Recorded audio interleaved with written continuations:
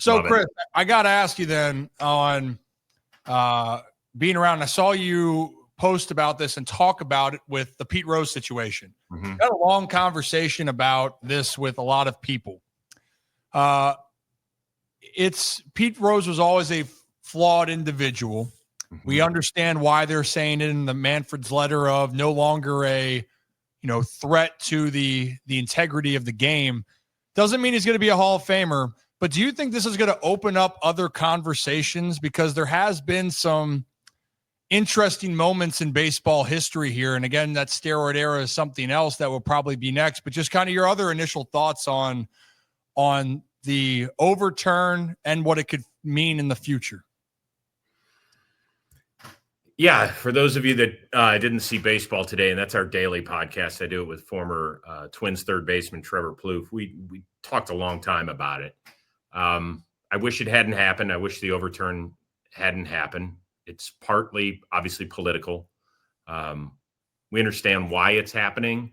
I just don't agree with it. And for people that have said, well, what's the big deal? There's terrible people in the Hall of Fame. I get it. I understand it. First of all, we're talking about being reinstated to the game. He's not being put in the Hall of Fame or being taken out of the Hall of Fame, which I think is an important delineation here. People like Ty Cobb and of that ilk, I don't know how you pull them out of the Hall of Fame. I wish you could. I really do. I wish you could.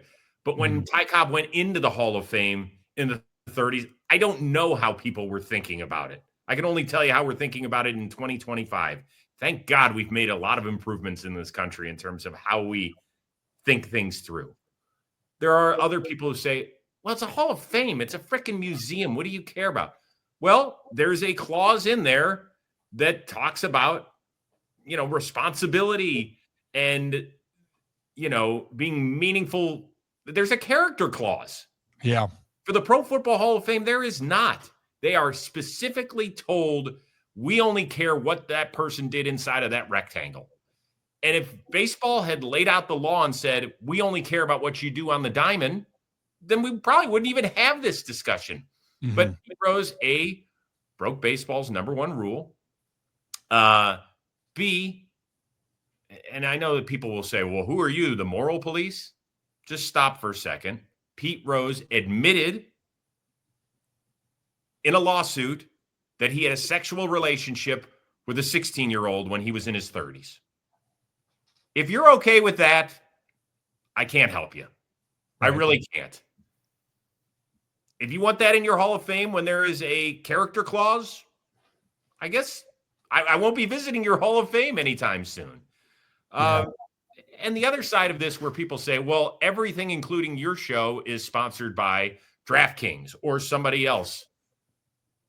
I get it. We all work for people that we don't necessarily, A, either agree with, or B, get to reap the rewards of everything. I work for the NFL. I'm not allowed to gamble on sports.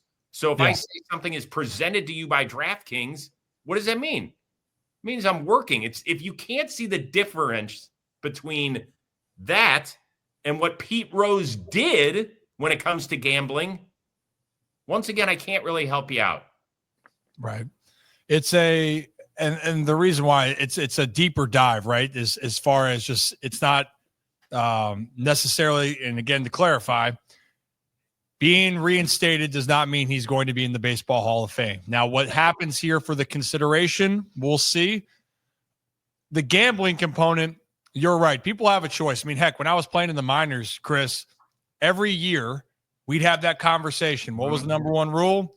You cannot bet on baseball. Whatever that may be, that was there. You can't do it. And it's in the fine print. They say it on all the videos. So he didn't do himself any favors there. And this is just the world that we live in now.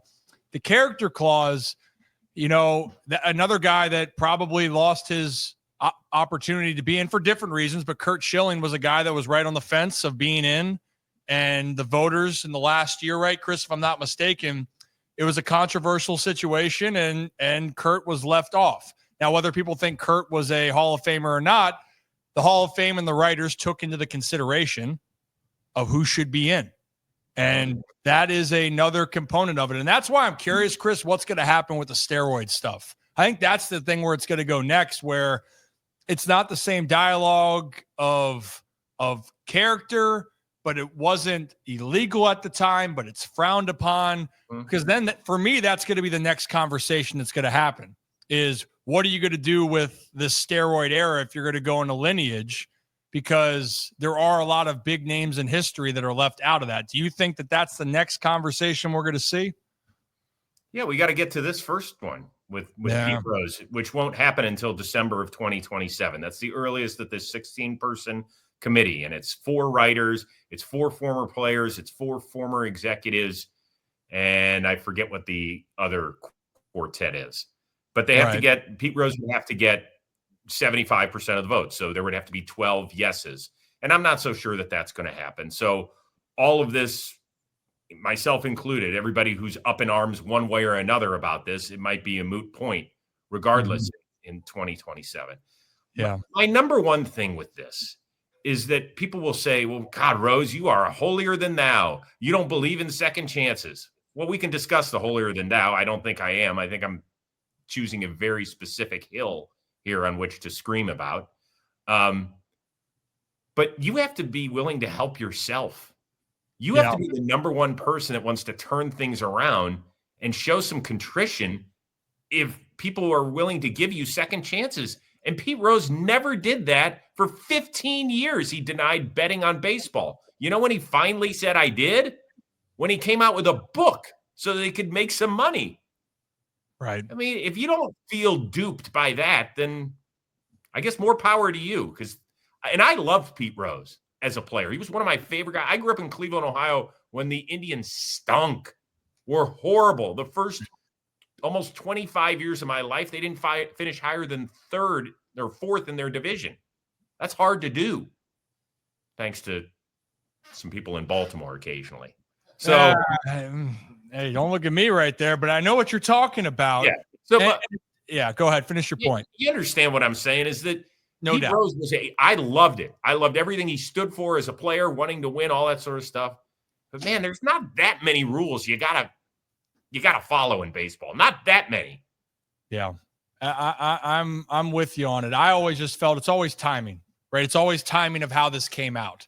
Was, hey, recently passes. This is brought out at this time. Now you're going to have a discussion. And baseball is going to have to go through this checklist of what you're going to have to go through and how it's handled. You're right. Step 1, we're going to find out what the Hall and others are going to consider before we move on to stage 2.